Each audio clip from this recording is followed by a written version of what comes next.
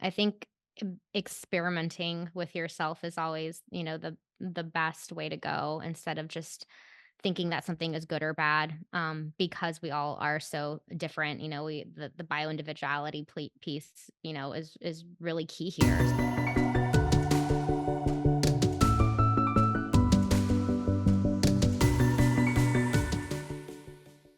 Hey, Carla. Good morning. Hey, Mary, how are you?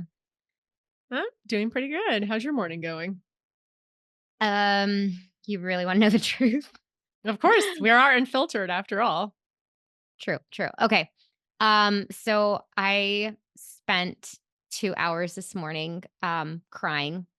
Um, and not like just crying, like ugly crying, like Oh, no. hyperventilating crying, like having to go on an app to manage my anxiety attack crying. Oh, God, girl.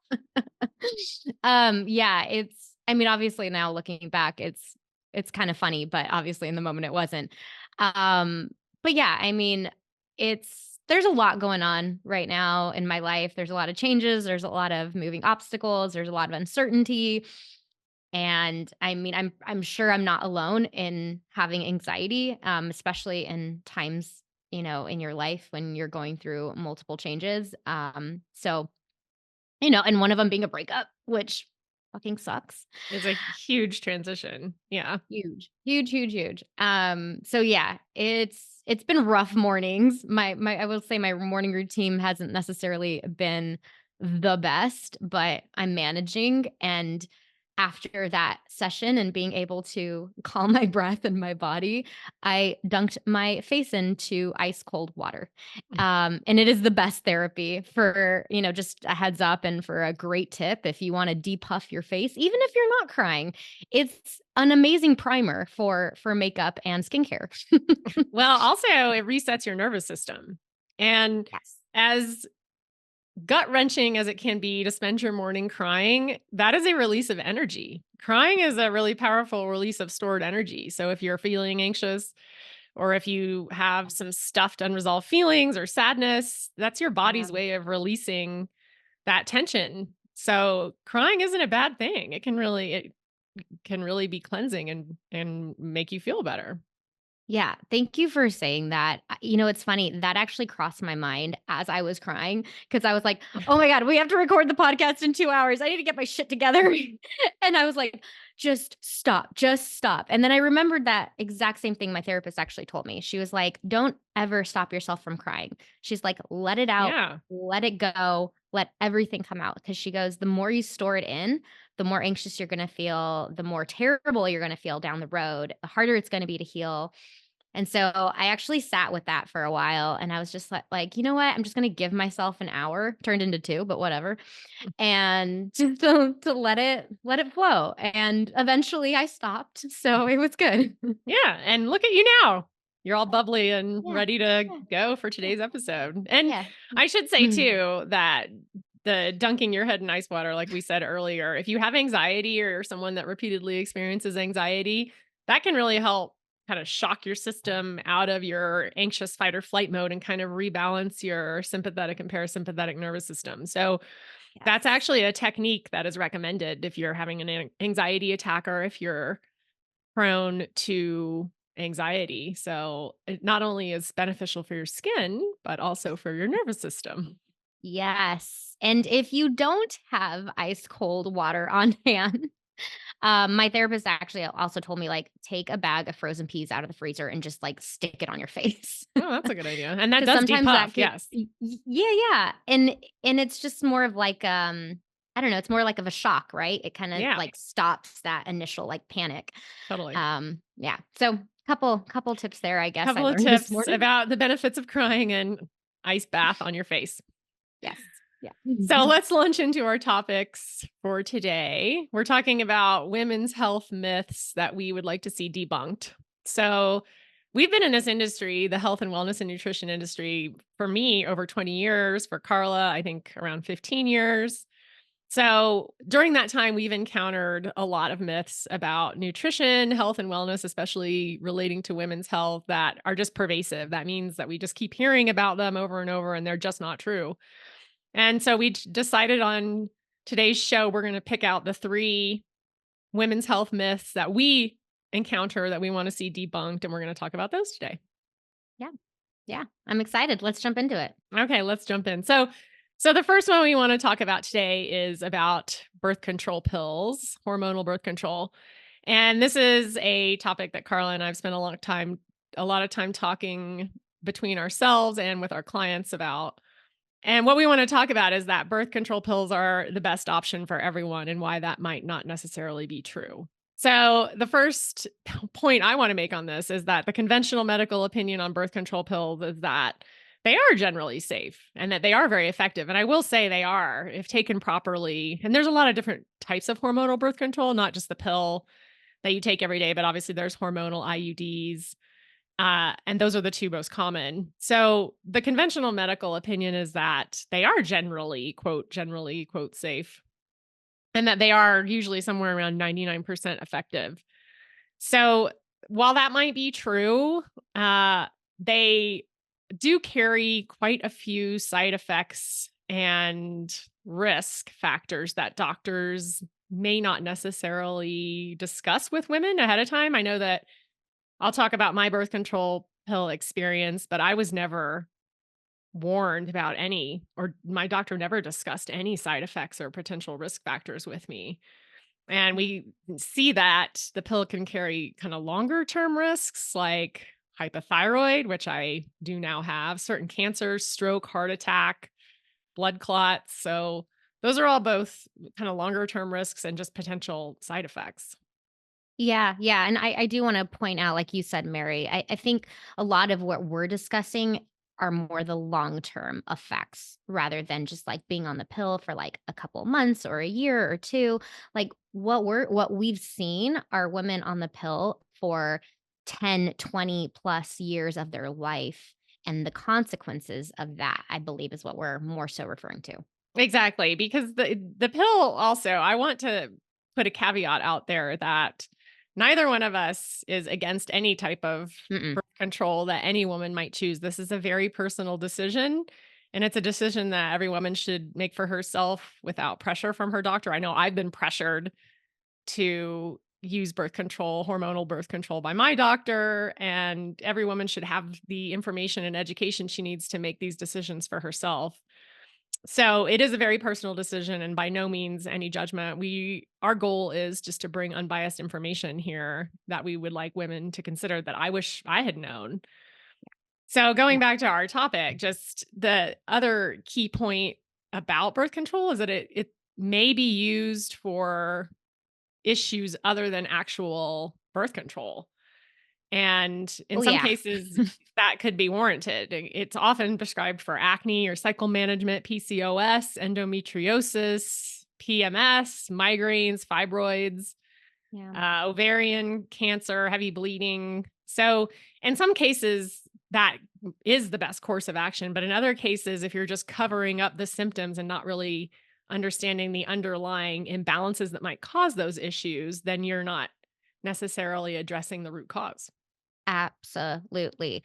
And I'll just plug in here, Mary. I think I may have said this in our intro and the first podcast we did, but I struggled with adult acne my all of my 20s. I mean, literally all my teenage years, my 20s, and even partially the early parts of my 30s. And it took me forever to figure it out. And every time I'd go to like a dermatologist or my primary care, that's all they would offer me. They would offer me either like steroids or birth control. Birth control was like the first thing they pushed on me. And then like, some antibacterial medications as well. But it was usually birth control is like the first line of defense. And I just found that so weird. I'm like, I think this is more than just obviously hormones play a huge part in it, but I didn't wanna just take a pill to make it go away, like, I wanted to figure out, like, what I could potentially do to make it go away naturally, but it just goes to show, like, I suffered for so long because that was literally the only option I got through my doctors, unfortunately. I would say the root cause was me having to seek out, other healthcare practitioners to work with that were a little bit more integrative to really understand the root cause, and unfortunately, I suffered with it for like 15 years when I didn't have to. Yeah, that's an excellent point. And when I went on the pill, I was in my late teens and I was actually Mm, using it for birth control at that point. But again, this was, decades ago. But my gynecologist at the time never went over any potential side effects with me. And did you know that women who take hormonal birth control are much more likely to suffer with depression? yeah, And yeah, I it's a have big one. depression that is pretty rampant in my family. And so I didn't understand at the time, but I suffered with really pretty severe depression when I was taking hormonal birth control, and it made me feel just out of control with my emotions. I didn't feel like I had Yeah, emotional regulation or control, and I never would have connected it back to that. I just thought this yeah, is who I am. yeah, And eventually, when I started studying women's health and learning about these potential side effects and how the pill can have kind of longer lasting effects even after you stop taking it, where it can cause a lot of hormonal dysfunction and hormonal imbalance, which I suffered from. When I went off of the pill, I didn't get my period for over a year, maybe 2 years, I think. And I oh, had wow. very low estrogen, very low progesterone levels. I went to the gynecologist and she told me they did a bone density scan on me. I was in my mid Yeah, 20s at this time because my estrogen was so low. They were worried that I had really messed up my bone density. That yeah, turned out to be fine, yeah, but they gave me medications to restore my period, which did not work. yeah, And at this point, I also discovered I had hypothyroidism, which also runs in my family, but is another side effect that birth control pill carries. So that's when I was studying women's health at that time. And I went for, again, like you were talking about, a more root cause approach where I use diet and specific hormone balancing herbs and supplements. yeah, And that's the other thing I wanted to mention is that the pill carries with it nutrient deficiency risk. So it can deplete B vitamins, especially, which are really important for nervous system regulation, and it can deplete vitamins C, E, which are two important antioxidants you need for health and for disease prevention, and also zinc, which is super important for women for building hormones. So the yeah, nutrient deficiencies in that itself. that Yeah, no one knows about that either. Women aren't warned about that. that's so true. Mary, I'm curious, are you on birth control right now, or what do you do? No. So after I stopped the pill, it was about 20 years ago. I was in my mid 20s. Mhm. I, at that time, was learning again, studying nutrition, learning about women's health. So I came across this book called Taking Charge of Your Fertility, which was Mhm. recommended to me and discusses how you can track your cycle and, via your basal body temperature throughout the month. And you can tell when you're ovulating because your temperature shoots up like a degree, a whole degree or more.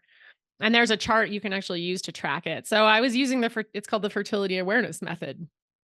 So I was Wow. using that, which again, it's not for everyone because there are Yeah.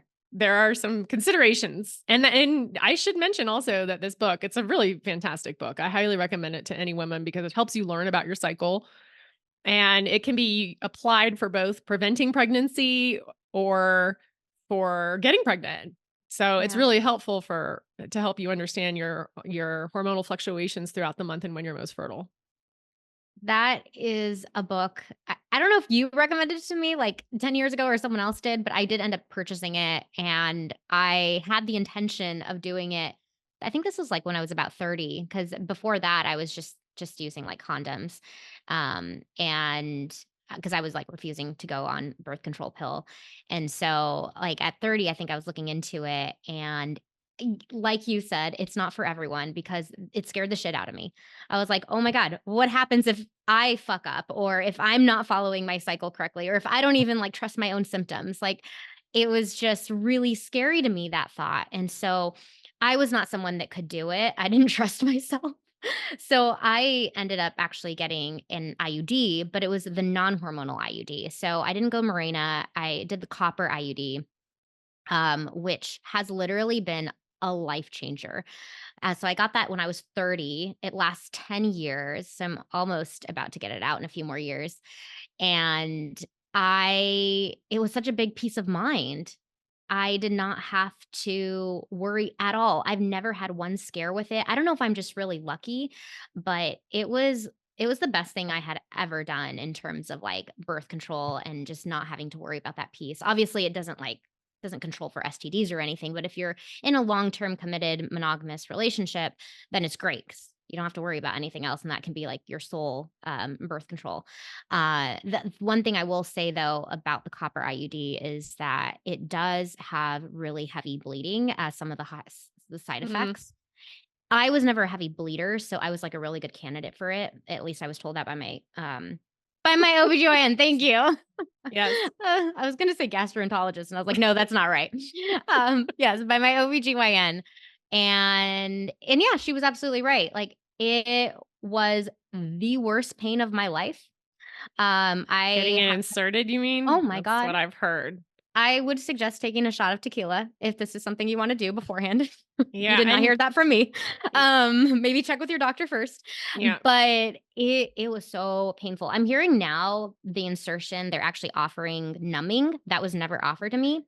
That wasn't Wow. even warned, like, before I got the procedure done, they didn't even warn me about the pain. Well, Uh, yeah, and to your point, we're gonna talk about this a lot, but the gap between women's pain management in medicine and men's pain management, and the fact that you weren't warned, the fact that nothing was offered to you for these invasive procedures is just another example of kind of medical gaslighting in yeah, women's health. yeah, definitely.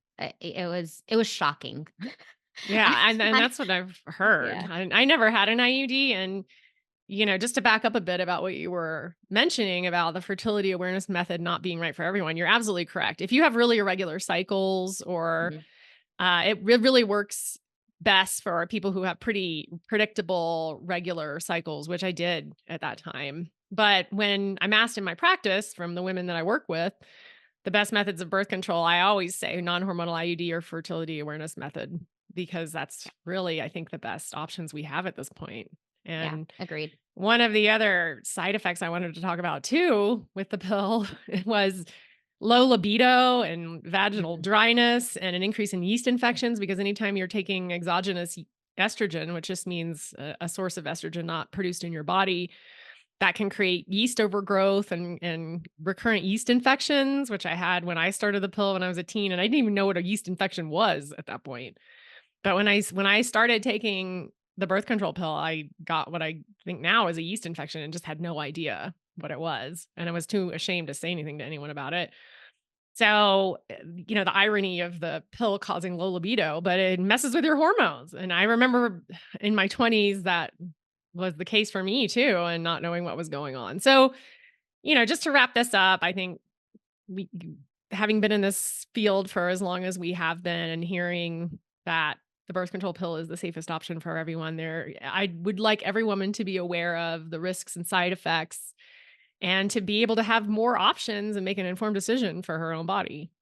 yeah, well said, and I'll just go on the record and say, being on the copper IUD, I have never lost my libido, and I've never lost my, shall we say, wetness. That's awesome. So, Because that's the there whole are benefits. point. Yeah, that's the whole point of taking birth control, is so that you can enjoy sex, right? Yeah, yeah, exactly. So, yeah, I think there are also, benefits to Yeah. not taking the birth control pill because there's really great options out there. Mhm. Yeah, Um yeah, good. All right, should we move on to, myth number 2 we wanna debunk? I know you love talking about this one. I do, I do. Okay, so myth number 2 is lifting weights will make you bulky as a female.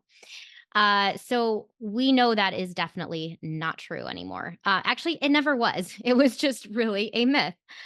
So we know that research now shows that lifting weights does not make women bulky. It actually significantly reduces body fat percentage and fat mass while increasing fat free mass for women. And this is super, super important because when this happens, and you gain more muscle, your metabolism increases, your BMR increases. That's your basal metabolic rate, which means that the more energy you burn at rest increases. So, literally, as I'm sitting here right now, just because I lift weights, I'm burning more calories than if I weren't to do weights. It's pretty amazing. So, this is why I recommend it for all women at all ages, but specifically women who are going through premenopause, postmenopausal, are in menopause, who are overweight or maybe obese or sedentary. we're seeing the research is seeing that women that fall into these categories actually have the most success and see the most benefits from weightlifting. Well, yeah, I'm glad you brought that up too. And I know you have a lot to say about this personally by seeing some body composition changes and some real benefits to yourself. And me being in the perimenopause category and helping women with perimenopause and menopause, we know now that lifting heavy weights really helps you keep your muscle mass, maintain your muscle mass in perimenopause when we tend to lose it, and also is beneficial for bone density, which is really important in perimenopause when bone density starts to decline. And it helps your body composition and feels Yeah. good. And I see nothing but benefits for that demographic of women who are lifting heavy weights. Yeah, absolutely. Well said, Mary. It is so important as we age, because our testosterone decreases as well, which also impacts our hormones.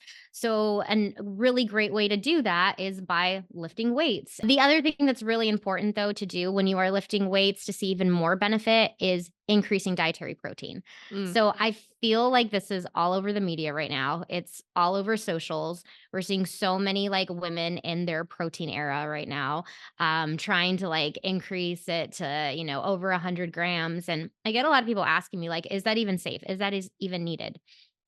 And it really depends on the person. It's hard to say yes or no. Obviously, everyone is going to have personal macros that they want to meet, but it depends on their goals. It depends on their weight. It depends on their BMI. It depends, on their personal preferences and where they are in their fitness journey. But I would say if you want to actually put on muscle, that's where you really need to start increasing your protein to more than just maintenance. Usually, I would say women who are just maintaining their protein needs and their muscle mass. I'm just shooting out numbers here. Please don't like hold me to this because, like I said, it's going to be very different. There's actually equations to figure this out. But for example, for myself, before weight training, I was probably eating like 60 to 70 grams of protein a day. Now I eat more like 120 grams of protein a day. So that's just to really increase my muscle mass, but then also maintain it because I need to if I'm continuing to lift weights. Yeah. And that's your body's raw material that it uses to build Yes. muscle. And so I was actually saw a funny meme today, a funny reel on Instagram where this woman was like, God, eating protein has become my second job. It's just, Really then where, does. so the recommendations now are anywhere from zero point 0.8 grams of protein per pound of body weight to up to 1 gram of protein per pound of body weight. Yes, correct. And the point 0.8, honestly, I never recommend to anyone because it's so low. That is just like your basic fundamental like needs of protein to survive. But if you're active, if you're moving around, if you're obviously looking to gain muscle, if you're looking to support your metabolism and your BMR, that needs to just go up. So I would always shoot for, especially if you're lifting heavy weights, the 1 gram per pound of body weight. I think that's much more accurate. Again, there are equations if you want to be more specific, and accurate, I should say. But that is kind of the minimum, I would say. Yeah, and it can feel like a second job because I Um, honestly am not attracted to a lot of protein. I was a vegetarian no. for 15 years, which didn't do my Yeah. health a ton of favors, but now that I'm an omnivore again, it can feel like a lot. And ways that I have boosted my protein are protein shakes. So if you can handle whey protein, that's a really good option. I use bone broth protein and then the animal Love, love, love, proteins. love. Mm. Bone Yeah. broth protein's amazing. Yeah, and it's really good for your joints and your skin. So, yeah, meat, chicken, fish, whey protein, eggs. Dairy. It's much easier to get animal sources of protein to boost your protein than via plant-based. Yeah, and I know there's probably people out there listening that are vegans and vegetarians, and I don't wanna, like, sway you or make you, I don't know, like, lose hope and that you can't get to your protein goal because that's not true at all. There's definitely ways you can do that. It's just harder. You just have to, you have to Work at it strategize a more. little more. You have to Mhm. plan better. Exactly. Exactly. Yeah. It's a lot easier to get sufficient amounts of animal protein in one sitting than it is from plant-based protein. Exactly. Yeah, but yeah, I'm with you, Mary. Like, I even think it's a chore. Like, it stressed me out until I figured out, like, my routine to actually get that much. But, yeah, I'll be honest, like, as much as I wanna eat whole foods to get my protein, it's just not realistic, and I finally, like, caved and started doing protein powders. I personally can't do whey because it makes me break out, but I do other sources of protein, like, my protein powder is pea. I also love bone broth protein because That's it's more s PEA, not PEE. Thank you. Gross.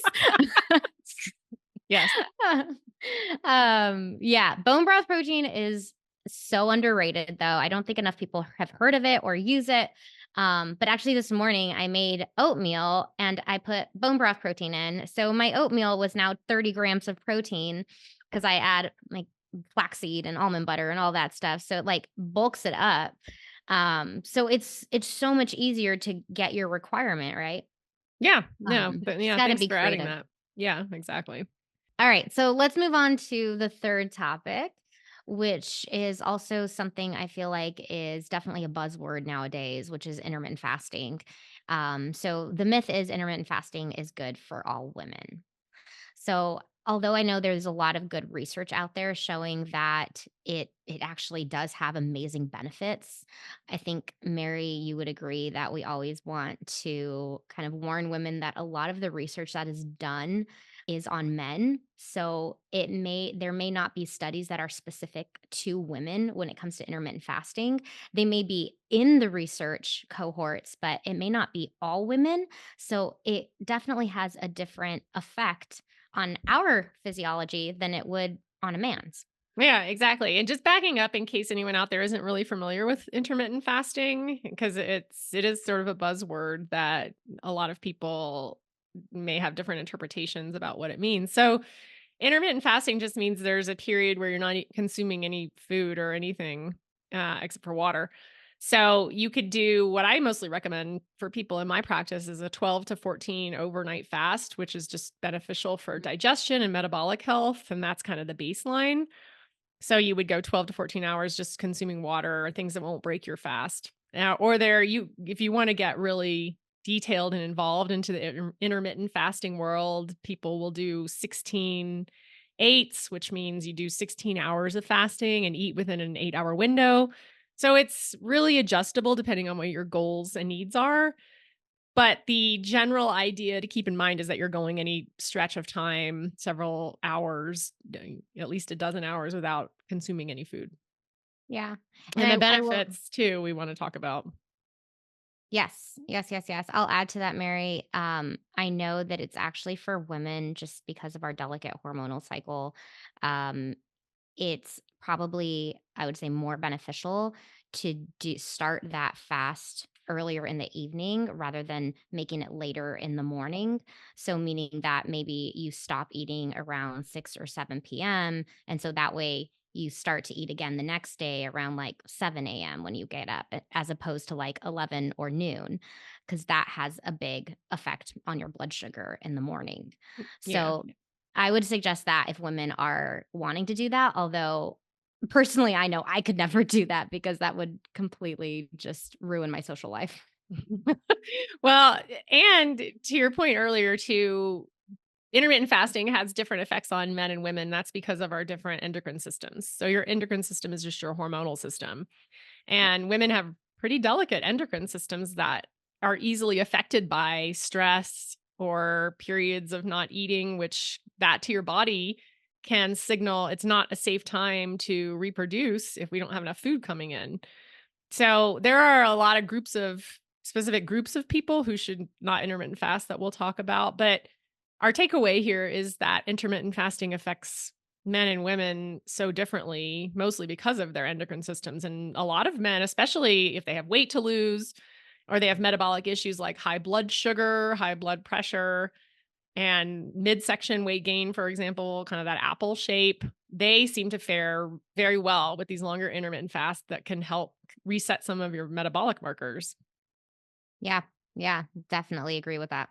Yeah. And so the women that I work with usually are coming to me because they have hormone imbalance issues or digestive issues. So some people with digestive issues, some women, I should say, do very well on a 12 to 14-hour overnight fast, because if you think about what happens when you consume a large meal right before bed, your body's resources are all going to digesting that meal and not to put you into a restful Mhm. sleep, REM sleep mode. So it can eating a huge meal before bed can really adversely affect Yeah. your sleep. So I always recommend people stop eating 2 or 3 hours before bed. And of course, there are always exceptions to that rule, because some people might need a small bedtime snack before they go to bed to help regulate blood sugar overnight. That's another topic. So, people with digestive issues, I find, do very well 12 to 14 hours overnight fasting. But women who have hypoglycemia, meaning they're prone to low blood sugar or lots of blood sugar fluctuations during the day, or they've had other kind of hormonal imbalances or fertility difficulties, endocrine imbalances, or they have a past history of eating disorders. Those are the populations that want to stay away from longer intermittent fasts. Yeah, absolutely. I know that personally, that was kind of a light bulb moment when I learned all of this because I feel like I naturally intermittent fasted for like my entire life just because I've never been a breakfast person.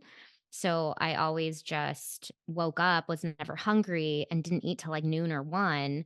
But I didn't realize that that was also contributing to my hormonal imbalances and my acne. Hmm, So interesting. Yeah. once I started to turn that around and I started to, eat dinner a little bit earlier, and then when I would wake up, I would probably try to eat just within like a 2-hour window of waking up instead of having to force myself to eat something and then throwing up.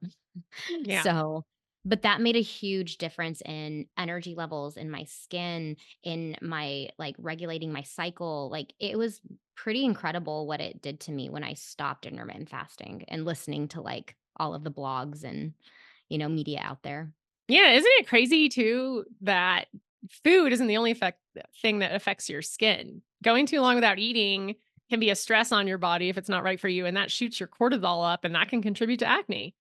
Yeah, I assume that's what was absolutely. happening in your case. Probably. Yeah. I just know that it changed and I Yeah. was really happy with it. So, yeah. So yeah, I was reading an article the other day that said women are not just smaller versions of men. So it's really important in these Mm, studies and with certain medications and even just certain lifestyle modifications you can make. Obviously, intermittent fasting doesn't cost anything for you to try. And so even some of these free biohacks, as they're called, affect men and women really differently and affect every person differently. So yeah. there's never a one size fits all approach that works for anyone. It depends on your genetics, your health status, your gender, and so many other factors and health concerns to consider in there too. Absolutely. I think experimenting with yourself is always, the best way to go instead of just thinking that something is good or bad, because we all are so different. The bio individuality piece, is really key here. So, yeah, I always encourage people to be like, if you're questioning it, try it. If you makes you feel like crap, like don't do it. Like really listen to your body, trust yourself, trust your intuition. Exactly. Okay, well, I guess we should wrap it up for today. And I don't even really know how to close out for me. That's okay. No, this was great. I think those were really important topics to cover.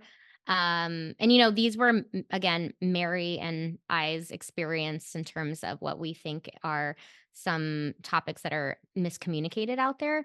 So we wanted again to just kind of open up the lens a little more and see these things a little differently. But I'd be curious to see if people have other questions or maybe myths of their own that they would like debunked or maybe want us to discuss in future episodes.